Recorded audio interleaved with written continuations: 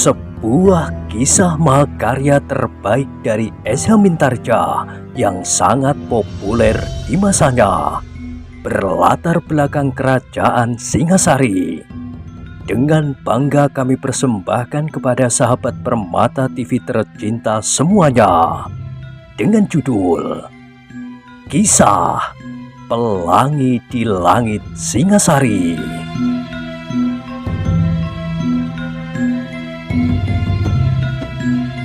Pada kesempatan yang sangat baik ini, kita masuk pada episode yang ke-234.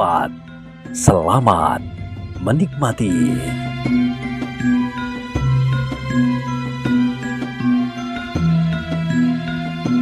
Pada episode sebelumnya telah diceritakan, sekali lagi dada Mahesa Agni berdesir. Ternyata Ken Dedes benar-benar menjadi prihatin karena kehilangan orang yang dianggapnya sebagai kakaknya. Perasaan prihatin seorang adik. Mahesa Agni menarik nafas dalam-dalam. Namun kemudian dadanya telah digetarkan oleh ingatannya tentang bendungan Karautan. Ia menyangka bahwa bendungan itu masih belum selesai sama sekali. Ternyata Ken Arok sampai saat ini masih berada di padang itu. Karena Mahesa Agni tidak segera menjawab, maka terdengar suara Aku. Bagaimana pertimbanganmu? Mahesa Agni masih belum dapat segera menjawab. Dipandanginya Witantra yang berdiri dekat di samping Aku Tunggul Ametung. Dan Witantra itu sendiri berkata di dalam hatinya, kenapa aku tidak membawanya ke perkemahan lebih dahulu, kemudian berbicara dengan baik sambil duduk di antara orang-orang Panawijen yang pasti akan bergembira menerima kedatangannya. Tetapi Witantra tidak mengucapkannya. Ia tidak mau menyinggung perasaan Aku yang sering meledak-ledak itu. Tetapi ternyata Ken Aroklah yang mendapat jalan untuk mengatakan. Agaknya Ken Arok pun berpikir seperti itu pula. Maka katanya, ampun tuanku, sebentar lagi hamba harus sudah mulai dengan pekerjaan hamba bersama dengan orang-orang Panawijen dan para prajurit. Karena matahari akan segera naik. Perkenankanlah hamba untuk kembali kepada kawan-kawan itu. Ken Arok berhenti sejenak. Kemudian katanya, dan apakah tidak sebaiknya Mahesa Agni tuanku perkenankan hari ini untuk melihat bendungannya yang sudah hampir siap, supaya ia dapat menikmatinya pula untuk sekedar melupakan keprihatinan yang dialaminya. Apabila kemudian Mahesa Agni harus ikut ke Tumapel, terserahlah kepada tuanku.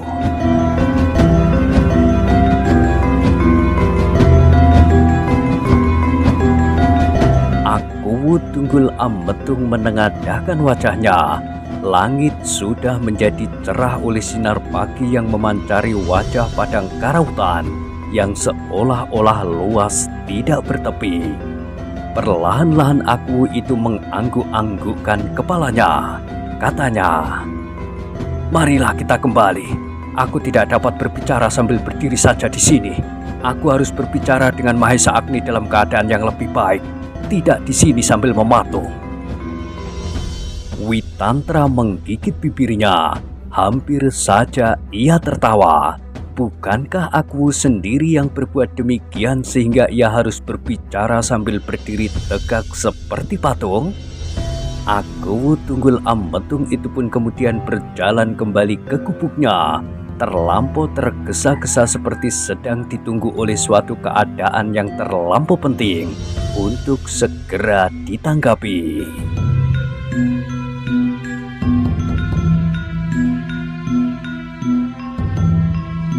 Ternyata orang-orang Panawijen dan para prajurit di perkemahan mereka telah bangun dan telah mulai mempersiapkan diri. Mereka sama sekali tidak mengerti bahwa Aku Tunggul Ametung, Witantra dan Ken Arok pergi menyongsong dua orang berkuda yang ternyata adalah Mahesa Agni dan kuda Sempana. Para pengawal Aku memang menjadi gelisah Ketika dilihatnya, Akuwu tidak ada di tempatnya. Tetapi karena Witantra juga tidak ada, maka mereka menyangka bahwa Akuwu sedang berjalan-jalan, melihat-lihat diantar oleh Witantra. Tetapi bahwa mereka tidak melihat Akuwu pergi, telah membuat mereka menjadi berdebar-debar. Tetapi di sudut lain, orang bertanya-tanya tentang Ken Arok. Kemanakah orang itu pergi?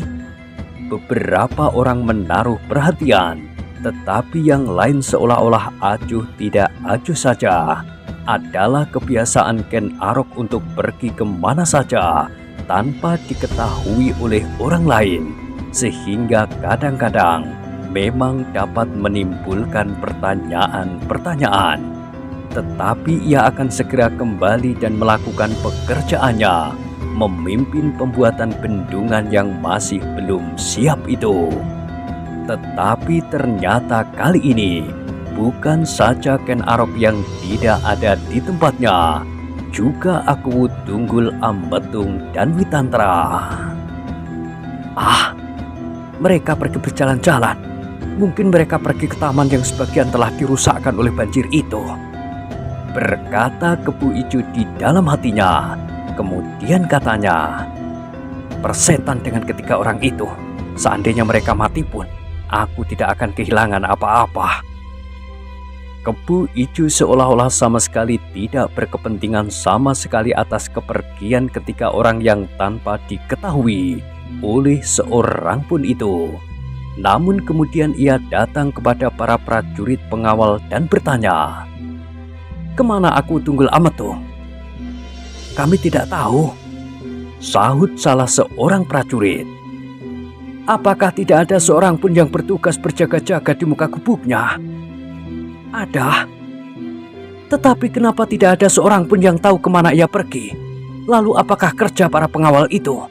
Seandainya aku tidak bertugas di bendungan ini, dan seandainya aku mendapat tugas untuk mengawalnya, maka aku pasti tahu kemana ia pergi."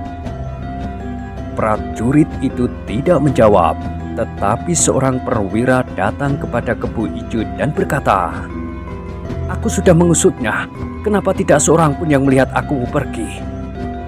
Lalu, aku akan bertanggung jawab pada Ki Witantra yang agaknya pergi bersama Akuwu Tunggul Ametung. Tetapi kenapa para penjaga tidak melihat mereka keluar dari gubuk masing-masing?" Para prajurit agaknya merasa terlampau letih. Mereka tidak tertahankan lagi dan jatuh tertidur di tempatnya, seperti seseorang yang kena sirup. "Dan kau juga tertidur?" "Ya, aku juga tertidur, dan kau pun tidur juga." Kebu Ijo mengerutkan keningnya, tetapi ia tidak menyahut lagi. Perlahan-lahan ia melangkahkan kakinya meninggalkan gubuk Akuwu yang kosong, namun yang kini justru ditunggui oleh dua orang penjaga. Ketika dilayangkannya pandangan matanya jauh ke padang karautan, maka yang dilihatnya adalah gerumbul-gerumbul perdu yang berserakan di sana-sini. Gerumbul yang kadang-kadang rimbun meskipun daunnya masih belum terlampau segar, tetapi kadang-kadang ada yang kering kerontang, seperti baru saja habis terbakar. Tiba-tiba Kebu Ijo itu mengerutkan keningnya. Ia melihat beberapa orang berjalan kaki sambil menuntun kuda. 2 ekor kuda di antara 5 orang yang berjalan kaki. "Siapakah mereka itu?"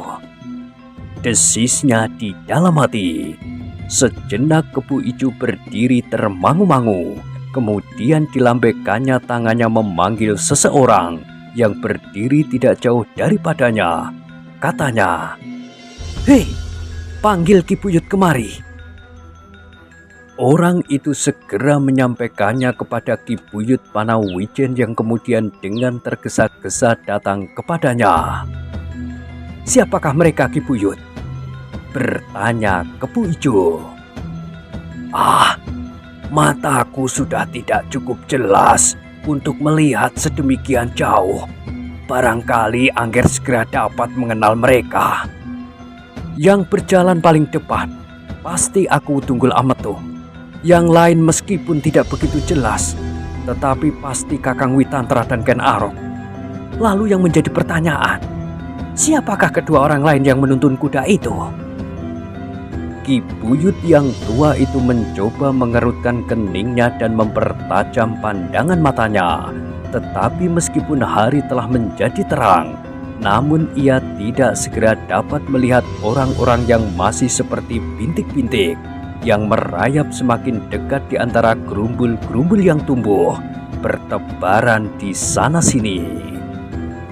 Namun semakin lama bintik-bintik itu menjadi semakin besar, semakin lama menjadi semakin jelas, dan Kepu Ijo menjadi semakin yakin bahwa yang berdiri di paling depan adalah Akuwu Tunggul Ametung. Ia tidak dapat dikelabuhi lagi oleh langkahnya yang seakan-akan selalu gelisah. Yang lain benar-benar Witantra dan Ken Arok yang dicari oleh sementara orang di perkemahan itu. Dan yang dua kemudian, dada Kepu Ijo menjadi berdebar-debar. Semakin lama wajah-wajah mereka pun menjadi semakin jelas. Demikian pula kedua orang yang sedang menuntun kuda itu pun menjadi semakin jelas pula. Kuda Sempana, desisnya. Siapa? Bertanya Ki Buyut dengan serta-merta. Kuda Sempana, jawab Kepu Ijo. Kuda Sempana, Ki Buyut mengulangi. Apakah Akuwu Tunggul Ametung sudah berhasil menangkapnya? Entahlah, sahut Kepu Ijo. Lalu siapakah yang seorang lagi? Dada Kepu Ijo menjadi semakin berdebar-debar. Semakin jelas olehnya bahwa yang seorang itu adalah Mahesa Agni. Ya, Mahesa Agni. Begitu keras debar jantung di dalam dadanya, sehingga tangannya pun kemudian menjadi gemetar. Hampir tidak dapat dipercayainya bahwa yang datang itu adalah kuda Sempana dan Mahesa Agni. Siapakah yang seorang itu, Ger? Bertanya Ki Buyut itu pula. Perlahan-lahan, dalam dada yang berat Kepu Ijo itu menjawab, Mahesa Agni, Ki Buyut. Ki Buyut Panawijen hampir terlonjak mendengar jawaban itu, sehingga sejenak ia diam dalam kebingungan dan kebimbangan. Namun semakin jelas pula baginya bahwa orang-orang yang datang itu memang seperti orang-orang yang disebut-sebut oleh Kepu Ijo. Jadi benar, yang satu lagi itu Angger Mahesa Agni, desis Ki Buyut Panawijen dengan suara yang gemetar pula. Kepu Ijo tidak segera menyahut. Dipandanginya orang-orang yang sedang berjalan mendekat itu dengan seksama. Tidak salah lagi, mereka adalah Akuwu Tunggul Ametung, Witantra, Ken Arok, kuda Sempana, dan yang seorang itu adalah Mahesa Agni. Wajah Kepu Ijo tiba-tiba menjadi tegang dan terdengarlah orang itu berdesis.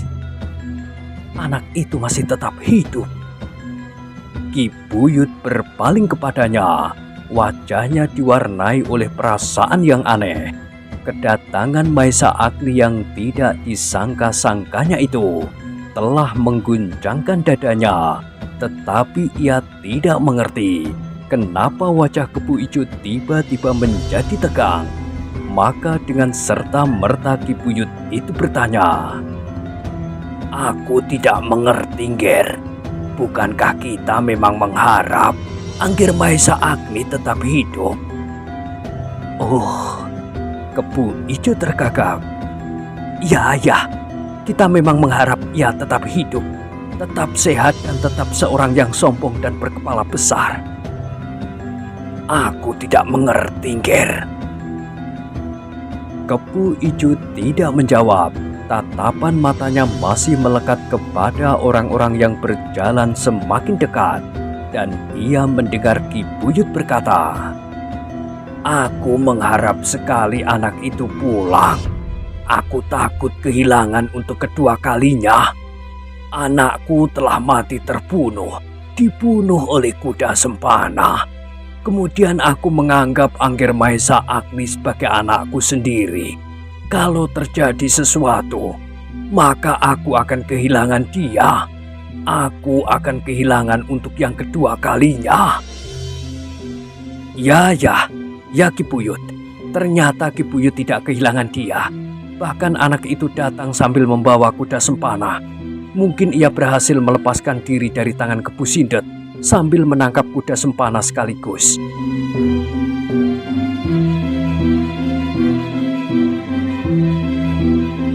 Ki Buyut merasakan nada kata-kata Kebu Ijo itu bukan seperti yang diharapkannya. Tetapi ia kemudian tidak menyahut lagi. Kini ia memandangi orang-orang yang datang yang semakin lama menjadi semakin dekat. Semakin dekat. Ki Buyut ternyata tidak dapat menahan kegembiraan hatinya karena kehadiran Mahesa Agni. Ia sama sekali tidak menghiraukan lagi kehadiran kuda sempana yang telah membunuh anaknya.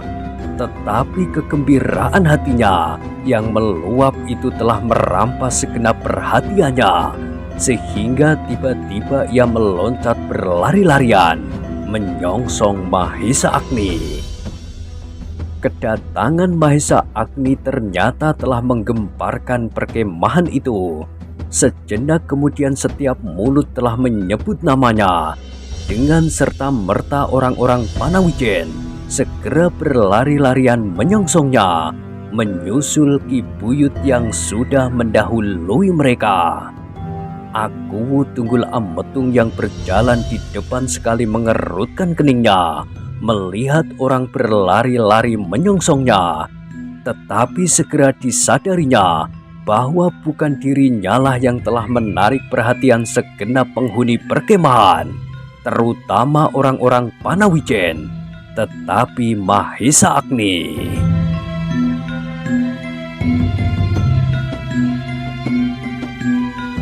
Karena itu, maka Akuwu itu pun kemudian menjadi acuh tidak acuh. Bahkan perlahan-lahan ia bergumam, anak setan itu telah berhasil menolong dirinya sendiri tanpa pertolonganku. Persetan dengan orang-orang Panawijen yang menjadi gila karena kehadirannya. Aku tidak peduli lagi. Akuwu yang bersungut-sungut itu berjalan semakin cepat. Witantra dan Ken Arok terloncat-loncat di belakangnya.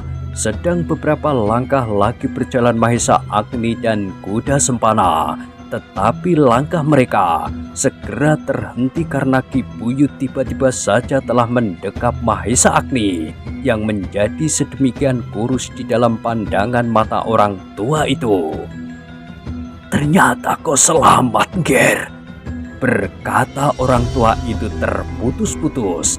Terasa tenggorokan Mahesa Agni pun menjadi kering. Perlahan-lahan ia menjawab, ya Ki Buyut, aku selamat atas perlindungan yang maha agung. Syukurlah, aku selalu berdoa untukmu, Ger. Orang-orang Panawijen pun berdoa pula untukmu. Terima kasih Ki Buyut.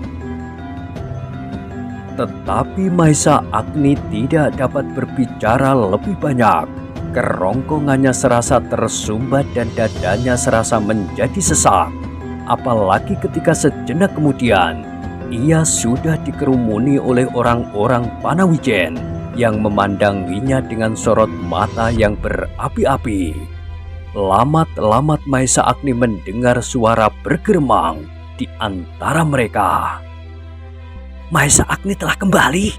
Mahesa Agni telah kembali. Lalu disusul oleh yang lain. Ia berhasil lolos dari tangan Kebu Sindet. Tetapi yang lain berkata, ia menjadi terlampau kurus dan hitam. Wajahnya kering dibakar oleh terik matahari dan punggungnya seolah-olah menjadi matang dipanggang api. Yang lain hampir berteriak. Lihat, luka di tubuhnya. Jalur-jalur senjata telah merobek kulitnya. Belum terlampau kering, darah masih tampak pada pakaiannya yang kotor dan kumal, meskipun sudah kering. Yang lain mengangguk-anggukkan kepala mereka. Mereka melihat jalur luka di beberapa tempat pada tubuh Mahesa Agni. Luka yang masih baru meskipun sudah tidak mengalirkan darah lagi. Tetapi belum ada seorang pun yang bertanya tentang luka itu. Hampir setiap mulut mengucapkan selamat atas kedatangannya, dan beberapa orang lagi sudah mulai bertanya-tanya bagaimana ia dapat melepaskan diri dari tangan Kepu Sindet. Apakah semalam aku Tunggul Ametung membebaskanmu, Agni? Bertanya salah seorang dari orang-orang Panawijen. Mahesa Agni tidak segera menjawab. Ketika ia mengangkat wajahnya, dilihatnya Aku Tunggul Ametung menjadi semakin jauh, diikuti oleh Witantra. Tetapi ia melihat Ken Arok berdiri termangu-mangu, agak jauh daripadanya. Dan sejenak kemudian, setelah berpaling beberapa kali, Ken Arok itu melangkah kembali kepada Mahesa Agni. Beberapa orang menyibak ketika Ken Arok melangkah mendekati Mahesa Agni. Meskipun mereka telah berjumpa sebelumnya, tetapi Ken Arok belum sempat mengucapkan selamat kepadanya. Karena itu, maka berkata Ken Arok setelah ia berdiri di muka Mahesa Agni. Aku mengucapkan selamat, Agni. Ditatapnya wajah Ken Arok tajam-tajam. Ia tahu benar bahwa Ken Arok telah mencoba berusaha untuk menyelamatkannya. Ken Arok telah mencegahnya pada saat ia terpancing pergi ke Panawijen dan kemudian bersedia memberikan beberapa orang prajurit pilihan untuk mengawaninya. Tetapi ia menolak, dan dengan demikian Ken Arok sendirilah yang pergi menemaninya bersama Empu Gandring. Karena itu, tanpa sesadarnya Mahesa Agni berdesis, "Terima kasih, Ken Arok." Ken Arok mengerutkan keningnya, katanya sambil tersenyum. "Kenapa kau berterima kasih kepadaku?" Mahesa Agni pun tersenyum pula. "Kau telah berusaha sebaik-baiknya. Sebelum aku ditangkap oleh kakak beradik iblis kemundungan itu, kau sudah memperingatkan aku. Tetapi aku tidak mendengarkan nasihatmu. Agaknya masih lebih menyenangkan apabila aku ditangkap oleh hantu padang karutan ini daripada iblis dari kemundungan."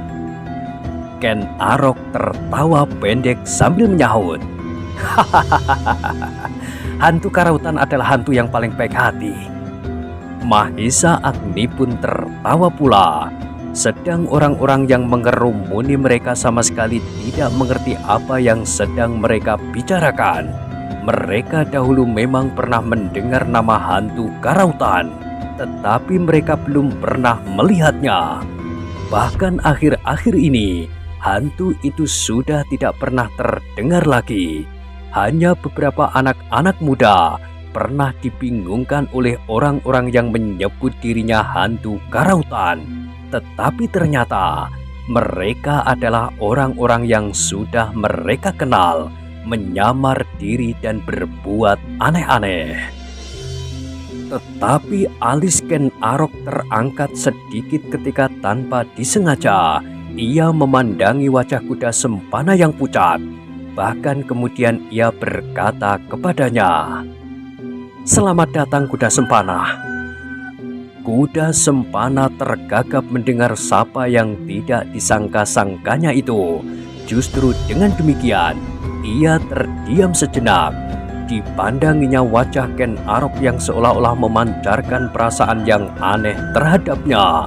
Apalagi ketika disadarinya bahwa semua mata kemudian berpindah kepadanya, memandanginya dengan penuh pertanyaan di dalam setiap hati. Terasa keringat dingin mengalir di segenap tubuh kuda Sempana itu. Ia melihat dendam yang menyala di dalam setiap dada orang-orang Panawijen itu, seolah-olah telah berubah menjadi orang-orang yang liar. dan siap untuk menerkamnya dan menyobek tubuhnya menjadi sewalang-walang.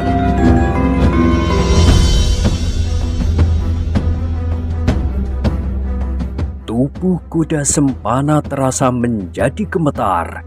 Ia lebih senang dihukum gantung sekalipun di alun-alun Tumapel daripada jatuh ke tangan orang-orang yang kehilangan akal ini. Tiba-tiba terdengar suaranya Paro bergetar.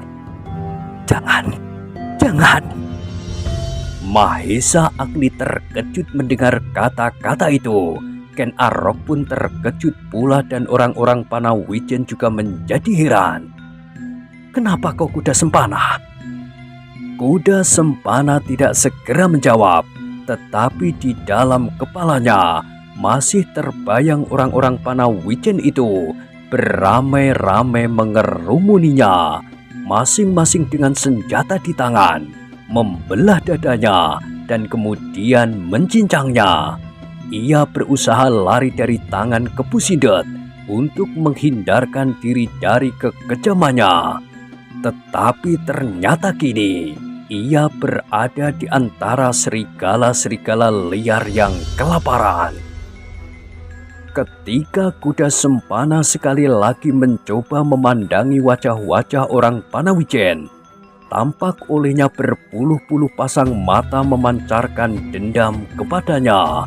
Berpuluh-puluh mata seolah-olah menyala dan akan membakarnya. Jangan, jangan. Sekali lagi ia berdesis. Kenapa kau kuda Sempana? Sekali lagi Mahesa Agni bertanya dan orang-orang Panawijen yang mendengarnya menjadi saling berpandangan. Mereka tidak mengerti apa yang dikatakan oleh kuda Sempana itu. Oh, desis kuda Sempana di dalam hatinya. Mereka sudah mulai. Mereka sudah saling mengangguk dan memberikan tanda untuk mulai mencincangku. Kuda Sempana menjadi semakin ngeri. Kenapa ia tidak mati saja dibunuh Mahesa Agni? Dan kenapa ia begitu bodoh untuk ikut serta dengan Mahesa Agni pergi ke sarang serigala yang sedang gila ini? Kuda Sempana menjadi semakin ketakutan. Dilihatnya mata yang terpaku kepadanya itu sepasang-pasang seolah-olah sudah menyala. Tiba-tiba kuda Sempana itu melangkah surut dengan tubuh gemetar dan tiba-tiba pula tanpa disangka-sangka ia meloncat ke atas punggung kudanya. Dengan penuh ketakutan, disentakkannya kendali kudanya, sehingga kuda itu melonjak dan berlari sekencang-kencangnya. Sekejap Mahesa Agni terpaku, tetapi kemudian melonjaklah di dalam hatinya pertanyaan. Apakah ia menjadi terganggu otaknya melihat bayangan kesalahannya yang bertumpuk-tumpuk itu pada wajah orang-orang Panawijen? Namun Mahesa Agni sejenak kemudian menyadari keadaan itu. Ia pun segera meloncat di atas punggung kuda yang diambilnya dari kemundungan, kuda Kepu Sindet, dan dipacunya pula kuda itu menyusul kuda Sempana. Ternyata bahwa kuda Kepu Sindet itu adalah kuda yang baik sekali. Sehingga Mahesa Agni kemudian berharap bahwa ia akan dapat segera menyusul kuda Sempana yang berpacu seperti orang gila. Kuda Sempana, kenapa kau? Mahesa Agni mencoba memanggilnya, tetapi kuda Sempana sama sekali tidak berpaling. Berhentilah! Kuda Sempana masih tetap berpacu terus. Kenapakah anak itu? Desis Mahesa Agni di dalam hatinya. Ia pasti telah dibayangi oleh dosa-dosa yang dibawanya. Mudah-mudahan ia tidak menjadi gila. Mahesa Agni pun kemudian mempercepat derap kaki kudanya. Ia harus segera dapat menyusulnya. Dalam keadaan yang demikian, kuda Sempana akan dapat menjadi orang yang sangat berbahaya. Di kejauhan, orang-orang Panawijen melihat dua ekor kuda itu berpacu semakin lama semakin jauh dan samar. Tetapi ternyata bahwa Mahesa Agni berhasil mendekati kuda Sempana dan berpacu di sampingnya. Namun Mahesa Agni itu terkejut bukan buatan ketika tiba-tiba kuda Sempana menarik pedang yang tergantung di lambungnya. Sejenak Mahesa Agni seolah-olah membeku di punggung kudanya yang masih berlari di samping kuda Sempana. Sorot matanya memancarkan keheranan dan keraguan-raguan melihat sikap anak muda itu. Namun sejenak kemudian ia telah berhasil menguasai dirinya dan berkata, "Kau kehilangan keseimbangan berpikir, kuda Sempana." "Persetan," sahut kuda Sempana sambil menggertakkan giginya. "Kau membawa ke tengah-tengah orang-orang gila itu untuk menjadikan aku pertunjukan yang menyenangkan sekali buat mereka. Kau bawa aku kepada mereka supaya mereka mendapat kesempatan untuk melepaskan dendam akan mencincang tubuhku sampai lumat. Kau salah paham. Omong kosong. Aku melihat wajah-wajah yang bengis memancarkan dendam sedalam lautan. Mereka beramai-ramai ingin merobek-robek tubuhku melampaui buaya-buaya kerdil di kemundungan. Mereka sama sekali bukan orang-orang yang sepuas itu. Aku melihat sorot mata mereka. Aku mendengar mereka berbisik-bisik untuk mencincangku." "Bagaimana kau dapat mendengar? Kau berdiri agak jauh dari mereka." "Ya, tetapi aku mendengarnya. Mereka mengira aku tawananmu dan sengaja kau bawa dan kau serahkan kepada mereka."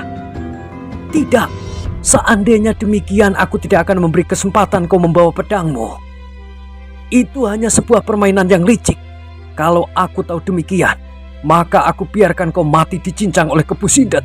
Aku tidak akan memberikan pedangku kepadamu saat itu." "Kau salah mengerti, kuda Sempana. Aku akan menjadi jaminan bahwa kau tidak akan diperlakukan demikian." "Aku tidak mau. Kembalilah kepada mereka. Aku akan mencari jalanku sendiri. Aku akan menentukan nasibku sebagai seorang laki-laki. Aku tidak perlu perlindunganmu. Aku tidak perlu jaminan orang lain untuk keselamatan diriku. Aku sudah cukup kuat untuk membuat cerita tentang hidupku sendiri." Mahesa Agni menarik nafas dalam-dalam. Ketika ia berpaling, maka orang-orang Panawijen sudah tidak tampak lagi, seolah-olah telah bersembunyi di balik garis batas antara langit dan bumi. Gerumbul-gerumbul liar telah menebari pandangannya pula.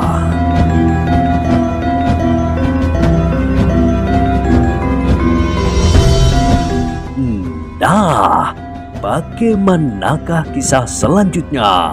Silahkan ikuti terus kisah Pelangi di Langit Singasari pada episode berikutnya. Sampai jumpa.